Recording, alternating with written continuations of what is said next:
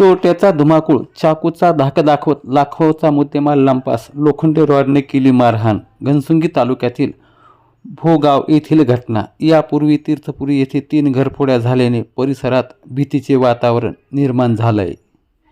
घनसंगी तालुक्यातील भोगाव येथे मध्यरात्री अज्ञात चोरट्याने 2 घरामध्ये घुसून चाकूचा धाक दाखवत आणि लोखंडी रॉडनं मारहाण करत सुमारे 10 लाख रुपयाचा मुद्देमाल लंपास केल्याची धक्कादायक घटना उघडकीस आली आहे. मिळालेल्या माहितीनुसार मध्यरात्रीच्या सुमारास चोरट्याने प्रथम संदीप रामप्रसाद मुळे यांच्या घराचा दरवाजा तोडून घरात प्रवेश केला.